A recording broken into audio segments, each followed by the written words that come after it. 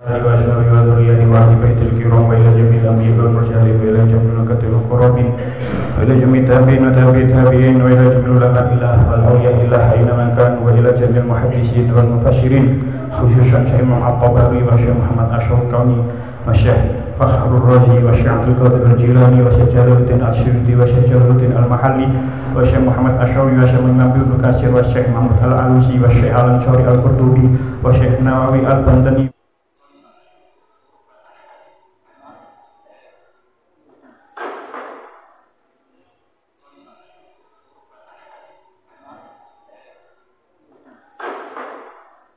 Wasyekh Ali Asyabuni wasyekh Mutawalli Asy'arawi wasyekh Wahbah Az-Zuhaili wasyekh Muhammad Quraisyhab wasyekh Bisri Mustafa Rembang wa ila jami'i masyayikhina wa mu'allimina wa janahubun alina wa ila jami'il mu'minina wal mu'minat wal muslimina wal muslimat sya'ulil lahul Fatihah.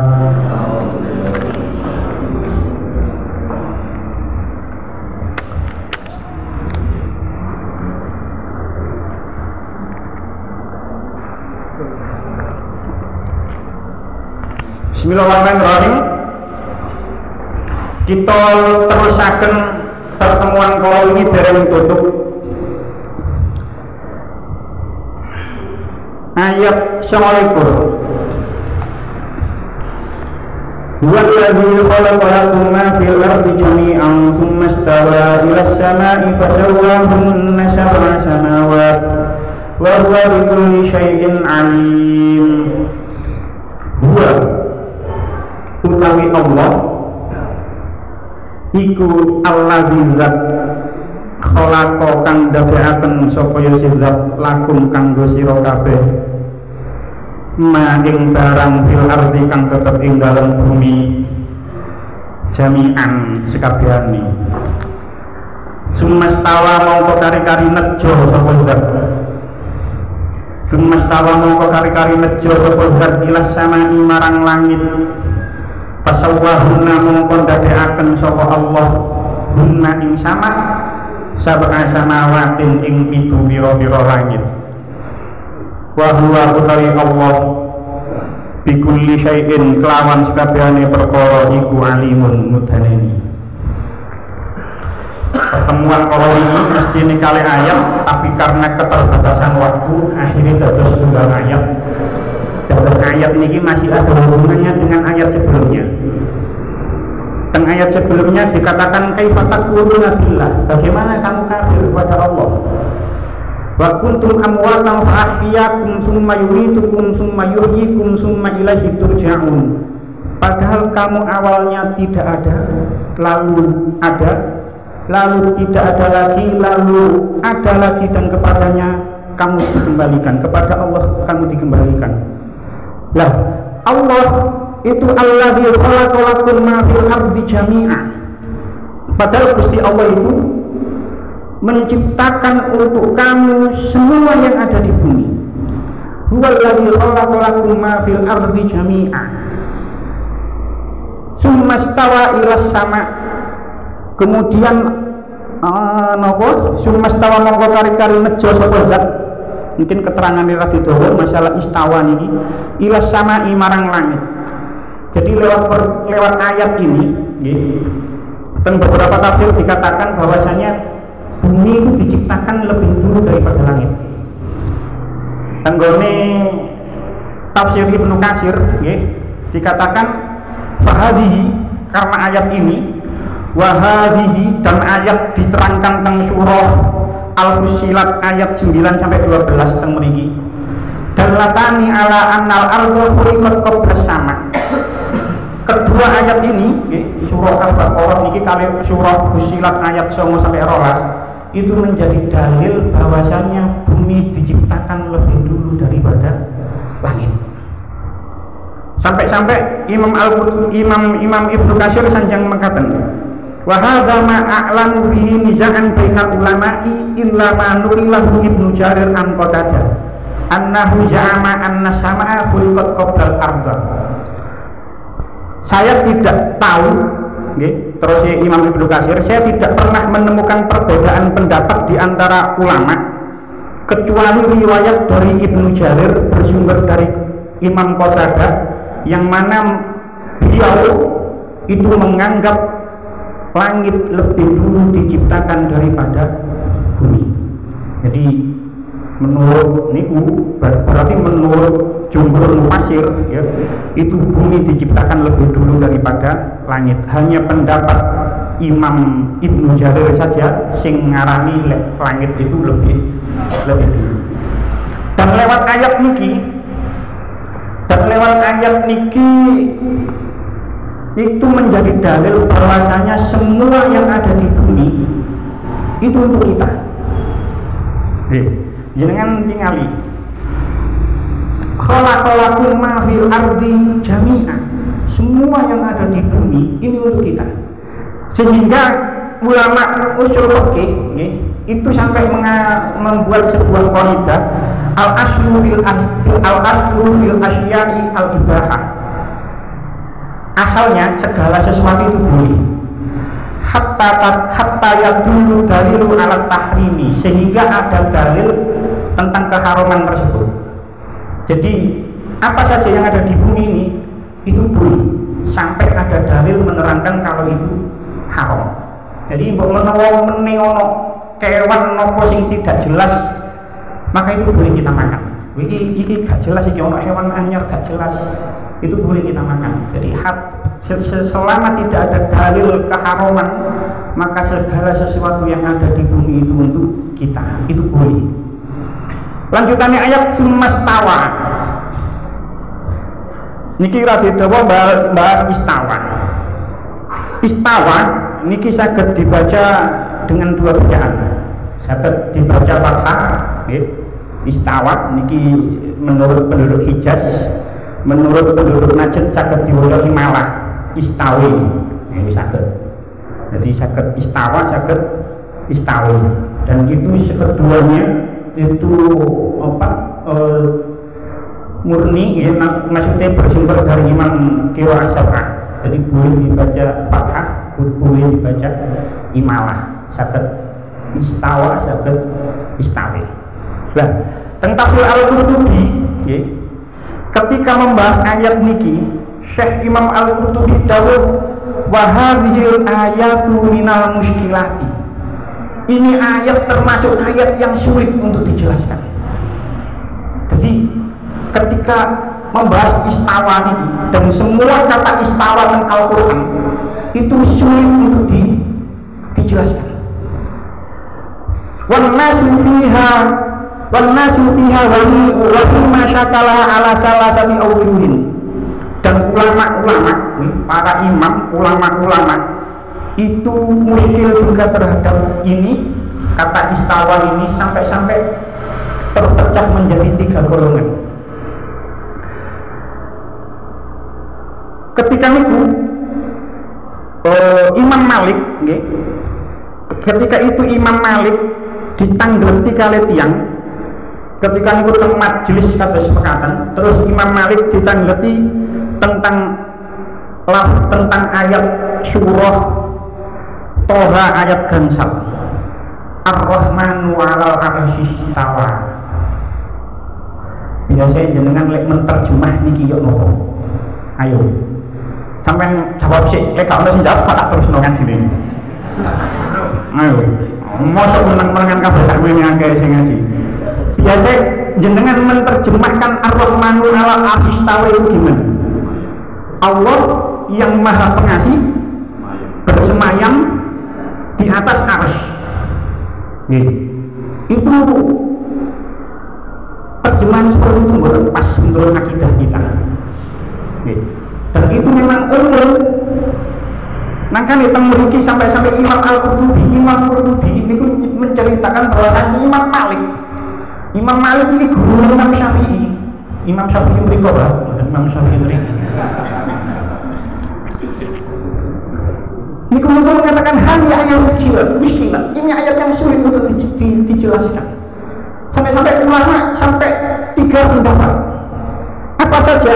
Qala ba'dhum naqra'uha wa nu'minu biha wa la nufassiruha. Golongan yang pertama, kita membacanya, naqra'uha wa nu'minu biha wa la nufassiruha. Kita membacanya dan kita beriman kepadanya, dan kita tidak menafsirkannya sama sekali. Jadi pemriki malah dikatakan zahaba ilaihi katsirun minal a'immah. Ini adalah imam-imam, para imam, para ulama itu banyak yang memilih pendapat yang seperti ini. Wa zahaba ilaihi katsirun minal a'immah. Jadi ketika niku bahasa kama rawaha Malik rahimahullah anna rajulan sa'alahu an qouli ta'ala ar-rahmanu 'alal 'arsy istawa. Ketika berada di sebuah majelis, Imam Malik itu ditangleti kali wong lanang, bagaimana Allah itu istawa? Terjawab Imam Malik itu, al istawa'u ghairu majhul wal kaifu ghairu ma'qul wal iman bihi wajibun wasu'alu anhu bid'ah wa araka rajulun syu'un akhrijun. Terus Imam Malik ngeten, istawa, istiwa ghairu majhul. Istawa itu sudah diketahui. Sing jenenge istawa itu sudah diketahui. Wal kaifu ghairu ma'qul. Bagaimananya, wal kaifu bagaimananya itu ghairu ma'qul, tidak bisa dimengerti. Wal imanu bihi wajibun, dan iman terhadap istawa itu wajib. Wasu'alu anhu bid'atun, dan menanyakan tentang istawa itu adalah bid'ah. Imam Malik sing sanjang ini. Dan menanyakan tentang istawa itu adalah bid'ah. Wa araka rajulun syu'in, dan saya melihat kamu, dari Imam Malik, dan saya melihat kamu itu termasuk orang yang tidak baik. Akhrijun, keluarkan dia dari sini.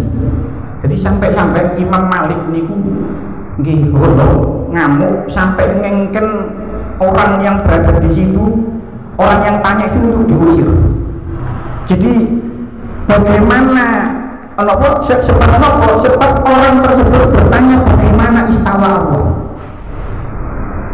Karena orang itu bertanya bagaimana istawa Allah, maka orang tersebut memaknai secara zahir dari sifat atau bersemayamnya Allah, yaitu berada atau bertempat atau duduk di dalam arsy. Jadi akhirnya apa?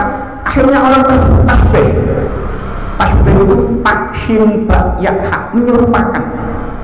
Bukan tasbih itu, tapi tasbih menyerupakan. Jadi sing panglek niki teng Imam Malik, bagaimana istawanya Allah itu menyerupakan Allah dengan makhluk. Jadi takon bagaimana nggih niku Imam Malik niku ngamuk. Seandainya mawon tiyang niku man hanya bertanya, ya Allah maksud ayat niki, insyaallah Imam Malik mboten ngamuk. Bagaimana maksud dari lafaz ar-Rahman, dari ayat ar-Rahmanu 'alal 'arsy istawa?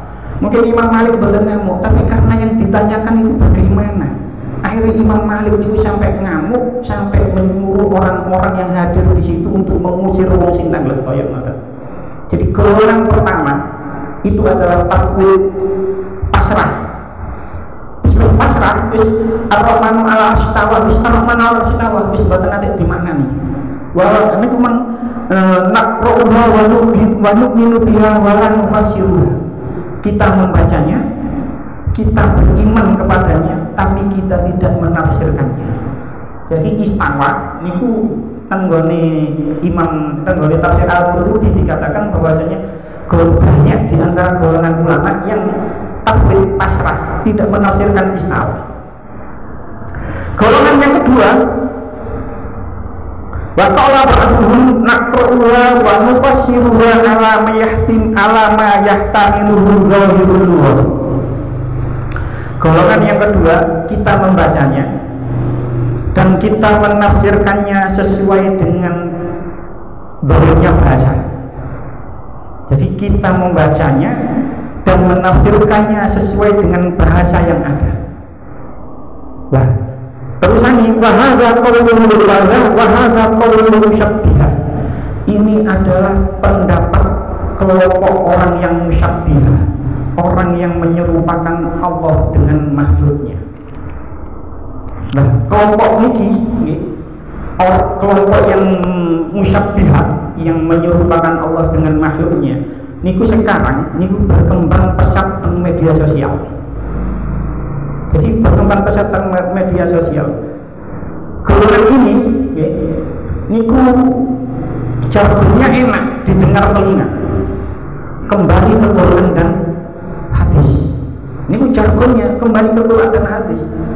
Jadi apa-apa kembali ke Quran dan hadis. Dan mereka ketika memaknai Quran dan hadis itu metode tekstual. Istawa itu nopo? Secara bahasa, ya.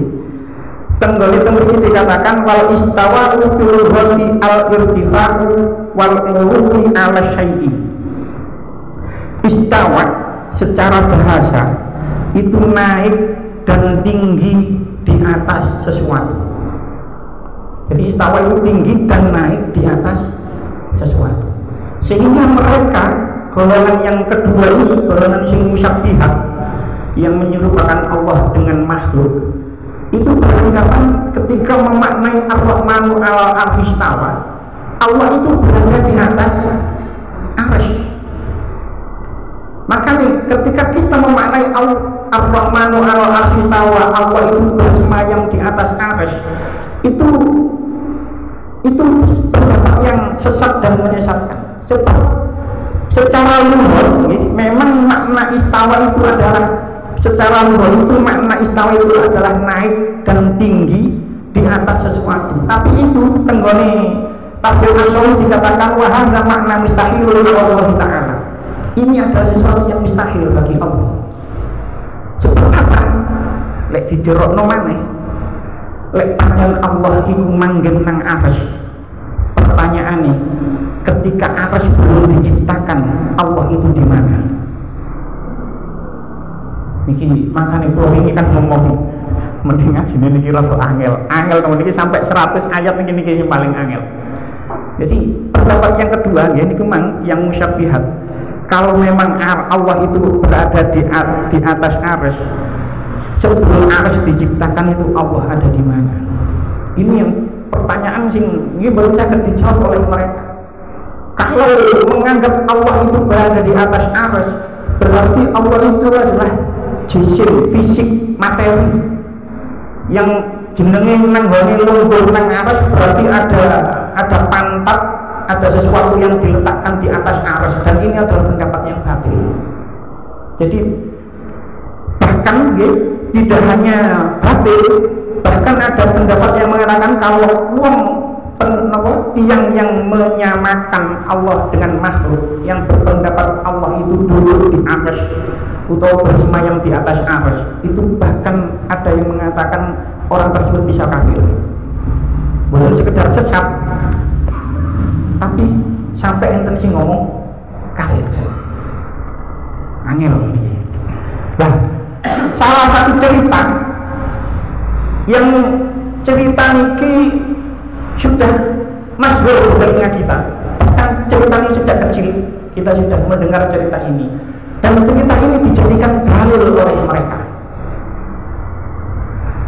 Pendapat yang pertama adalah taklid, membacanya, mengimaninya, tapi tidak mentafsirkannya.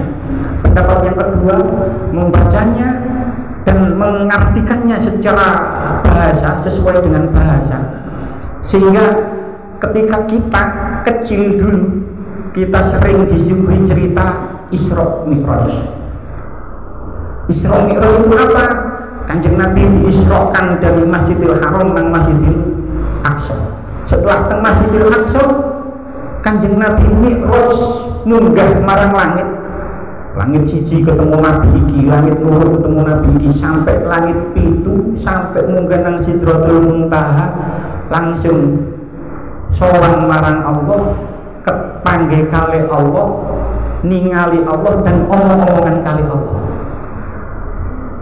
Ini dijadikan dalil bagi mereka bahwasanya Allah itu berada di atas ning arsy. Aman krungu kaya ngene iya lah, kita niku ketika kita kecil niku kan sering mendengar cerita ini, dan kita sehingga arek-arek sing kecil sak wahmi itu mungkin membayangkannya seperti itu. Jadi dari Mekah nang Palestina munggah nang langit siji loro telu lima enam pitu marno ketemu Allah ningali Allah omong-omongan karo Allah. Berarti Allah nang ngene harus bener. Sama lek digorong kene ya nomo. Angel. Makanya ulama ahli sunnah, ya, ulama ahli sunnah ketika menyampaikan cerita Isra Mi'raj, ketika Nabi bertemu kali Allah, ini langsung dikei terusane bila kaifin wala kisori, dengan tanpa bagaimana dan tanpa batas. Jadi ketika cerita Isra Mi'raj ini ulama-ulama ahli sunnah langsung bila kaifin wala kisori, tanpa bagaimana dan tanpa batas, tanpa arah. Makanya tenggone nopo Aqidatul Awam niku dikatakan wa ba'da Isra'il urujul sama hatta ra'an nabi rabban kalama min ghairi kaifin wal hisarin wa tarad alaihi khamsan ba'da khamsina farad. Surat Al-Buri tadi akeh sing gak apal. Sak lewis surat Al-Buri, Aqidatul Awam surat Al-Buri. Awal-awal kira-kira dikata sing apal. Surat Al-Buri, tapi niki Aqidatul Awam. Aqidatul Awam. Wa ba'da Isra'il khurujul sama. Setelah Nabi Isra itu Nabi khurujul sama. Mi'raj ke langit. Hatta ra'an Nabi rabban kalama. Sehingga Nabi itu bertemu ro'at, melihat, tidak hanya bertemu tapi melihat, hatta ro'an Nabi rabban kalama, sehingga Nabi itu melihat Allah dan berkomunikasi dengan Allah, tapi langsung min ghairi kaifin wal hisarin wa tarad, dengan tanpa bagaimana dan tanpa batas, tanpa arah,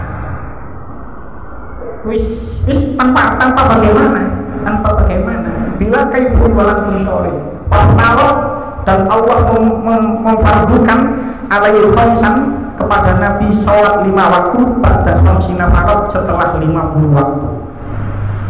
Jadi Syekh Nawawi Al-Bantani ini kalau betul tapi teng syaraipun Nurul Ghalam ketika teng syair niki dikatakan wa ru'yatu bil aini fid dunya yaqbalan mahsyuratul bi sallallahu alaihi wasallam walam takok lihuli.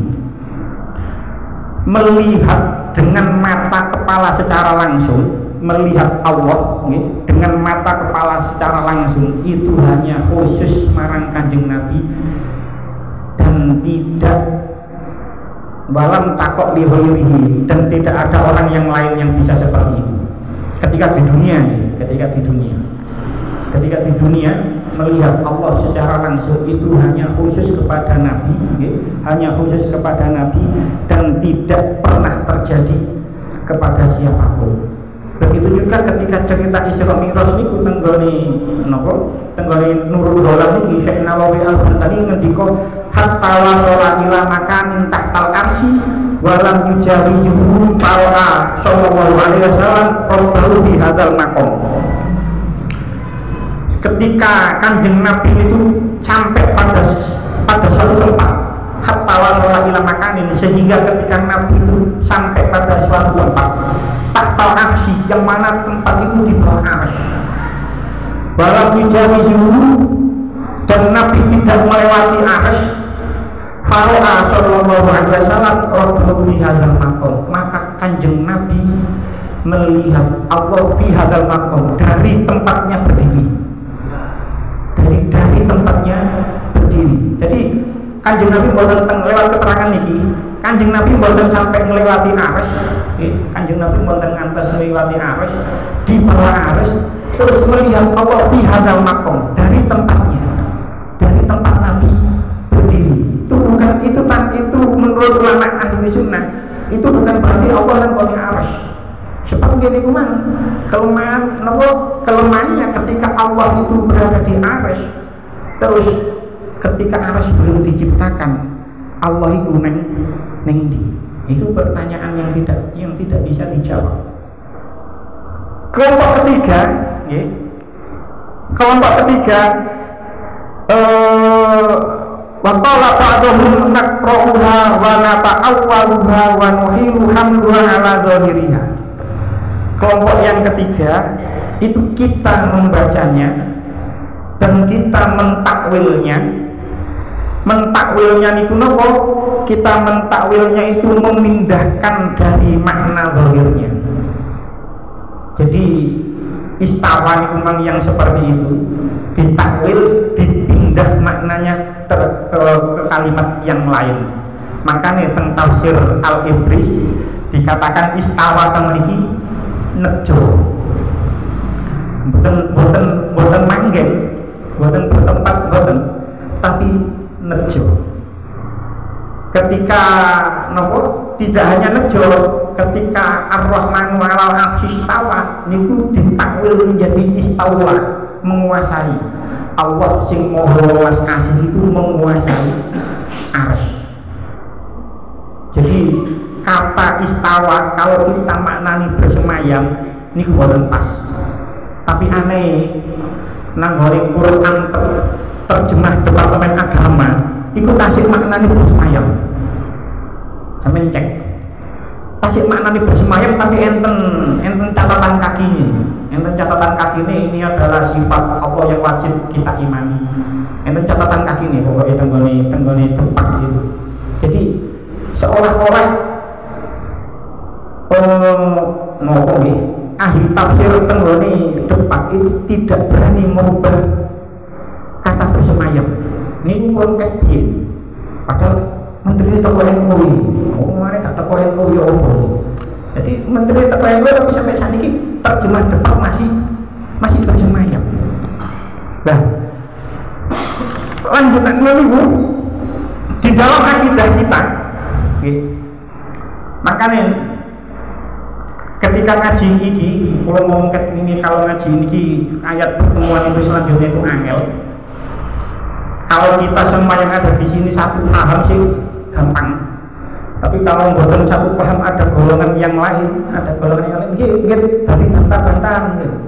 Ar-Rahman ala istawa wis jelas lapor ditakwil. Mengapa sesuatu yang sudah jelas istawa tapi mengapa kamu kok memindahkan maknanya dari makna yang sebenarnya? Ini mesti di depan.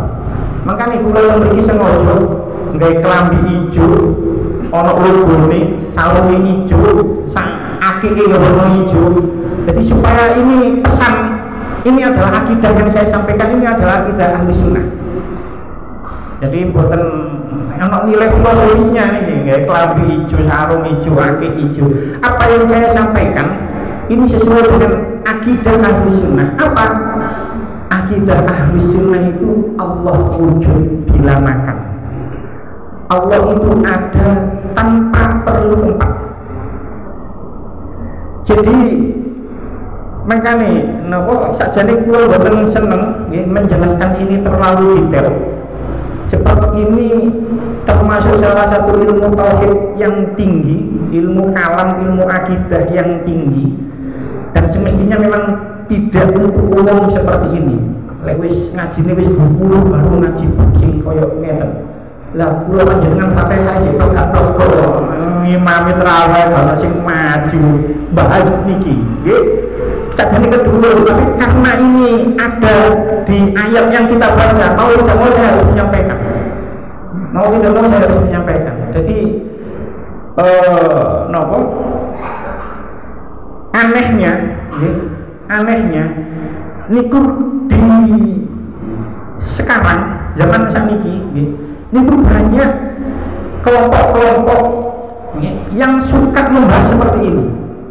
Kelompok-kelompok yang mengatakan dirinya sufi, tasawuf, terus membahas masalah zat Allah, membahas masalah Allah secara detail. Niku banyak sakniki. Dan itu gandrung, arek-arek nom-nom niku nggih kirangan tapi saya banyak jumpai pakai arek-arek sing seneng bahas tasawuf, bahas sufi, bahas Allah, bahas zat Allah, tapi wudune kurang bener. Maca Fatihah iki kurang bener tapi bahasnya wis keduduran koyo ngoten. Padahal zaman dulu ulama-ulama zaman dulu itu menghindari pembahasan seperti ini. Lah kok arek-arek saniki kok ngajine dhuwur-dhuwur dhuwur mentiten. Jadi lek enten kelompok seperti itu di sekitar kita, senengane bahas rasa, bahas ati, bahas tasawuf, bahas sufi, tapi kok kelakuane gak syariate jek kurang bener, wudune jek gak pas, Fatihah jek gak pekok, jangan ikuti. Wis mending melok ngaji nang kene, mari ngaji ngopi rokokan kali kula nang ngene ngarep omah kono wis insyaallah aman. Wis tidak akan sesat, tidak akan sesat, tidak akan batil. Insyaallah jauh dari kesesatan, jauh dari kebatilan. Timbangannya ini kok ngaji sing ini kok ngaji ini kok orang-orang seperti ini sekarang ini kok gak ada kitab langsung bahas iki, bahas ngitmas zati Allah. Ojo, jangan ikuti wis. Sebab nopo? Sebab lek diikuti terus tidak disertai guru yang benar, terus yang kita yang ikut itu belum mempunyai ilmu yang cukup, itu pikiran akan bisa kemana-mana. Pikiran wis nang dindi, wis pikiran wis merene tak karu-karuan. Lalu bagaimana solusinya supaya pikiran itu tidak mengembara ke sana kemari? Syekh Nawawi Al-Bantani teng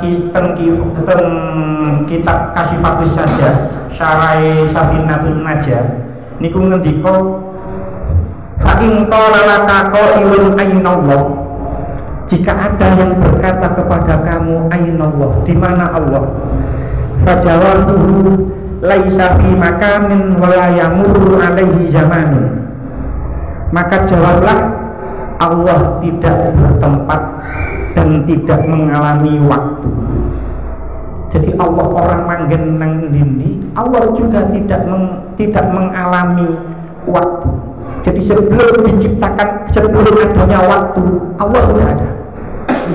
Sebelum ada lama, sebelum ada kata sebelum dan sebelum ada kata sesudah, itu Allah sudah ada. Jadi terus Syekh Nawawi Al-Bantan ini kumang, fa'in qala laka qailun Allah, jika dikatakan kepada kamu di mana Allah, fajawabuhu laisa fi makanin wa la yamurru alaihi zamanun, Allah tidak bertempat dimanapun dan tidak mengalami waktu.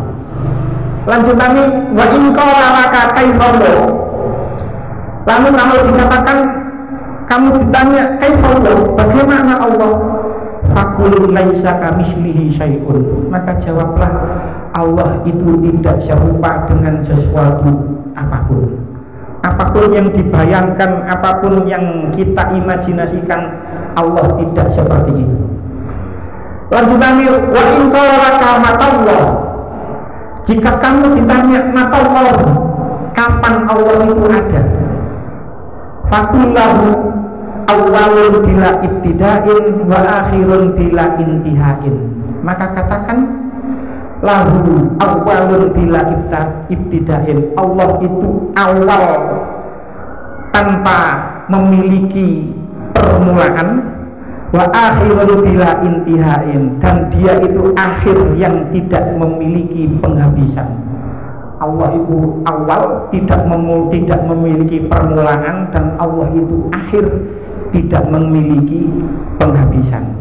Wa in qala laka kamillah, terus jika kamu ditanya berapa Allah, faqul lahu ahadun, maka katakan Allah itu esa, la min qillatin, bukan karena sedikit, tapi qul huwallahu ahad, katakanlah Allah itu esa.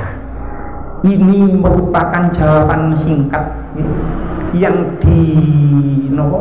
diberikan oleh Syekh Nawawi Al-Bantani kepada kita, sing mana kita itu tidak memperdalam ilmu tauhid, bukan memperdalam ilmu kalam, bukan memperdalam ilmu akidah. Cukup 4 niki yang kita pegang. Jadi karena memang kita wis urip temoni kampung, wis urip di sini, wis boten nang pondok maneh, tidak ada waktu untuk memperdalam ilmu semacam ini. Wis cukup 4 niki sing dijaga. Sebab napa? Tenggone lanjutane terus Syekh Nawawi Al-Bantani, man taraka arba'a kalimatin kamala imanuhu, siapa orang yang meninggalkan 4 pertanyaan tersebut, kamala imanuhu, imannya akan kamala imanuhu, kamala mongko sempurna apa imanuhu, imannya. Jadi siapa yang meninggalkan 4 kalimat tersebut, yaitu aina wa kaifa wa mata wa kam, kamala imanu, imannya akan sempurna. Lanjutannya ayat fasawwahunna sab'a samawat, lalu dijadikannya 7 langit. Ini juga perkara yang ghaib.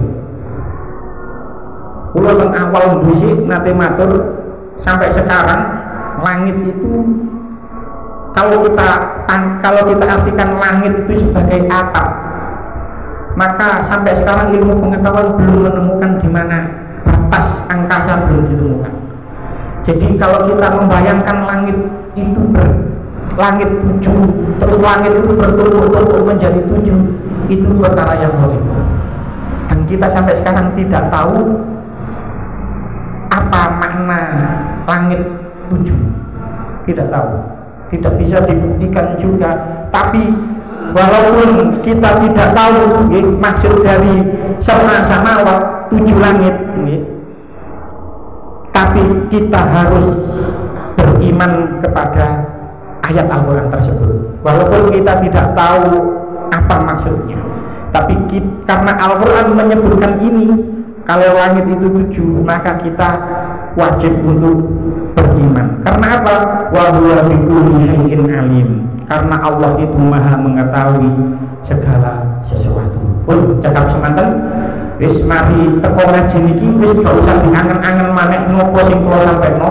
Engko sampean angen-angen maneh kok gelam ya. Cukup niku mangga jenengan cekel nggih 4 itu tadi dari Syekh Nawawi Al-Bantani. Wis gak usah didiskusikan lagi sebelum perlu. Wis cukup iman, terus meninggalkan 4 pertanyaan itu, maka iman kita akan sempurna. Pun cekap sematan bagi-bagi tadi keterangan yang manfaat. Bismillahirrahmanirrahim. Shallallahu alaihi Muhammad wa sayyidina Muhammad alhamdulillahirabbil alamin. Allahumma shalli ala sayyidina Muhammadin sholatan tatma'innu biha qulubuna wa tarfa'u biha ulumuna wa taqdi biha hawaijina wa tarfa'u biha darajatina wa tahdi biha qawlana wa tukhrishu biha qulubana wa tulhimuna biha uluman ladunni wa tukrimuna biha bisa'adati wal karamati ma'a dzurriyyatina wa tusiru biha amwalana wa ashabana wa talabizana wa asba'ana wa atyabana wa tarzuquna Allahumma tamama ni'matika wa tamama rahmatika wa tamama ridwanika wa salli wa sallim wa barik alaihi syafi'ata ma khalaqta wa rajaqta wa amata wa ahyayta ila yaumin tusyarru fil khalqi ajma'in walhamdulillahi rabbil alamin. Rabbana atina fid dunya hasanah wa fil akhirati hasanah wa qina adzabannar. Wa sallallahu ala sayyidina Muhammadin nabiyil ummi wa ala alihi wa sahbihi wa sallam. Alhamdulillahi rabbil alamin. Wassalamu alaikum warahmatullahi wabarakatuh.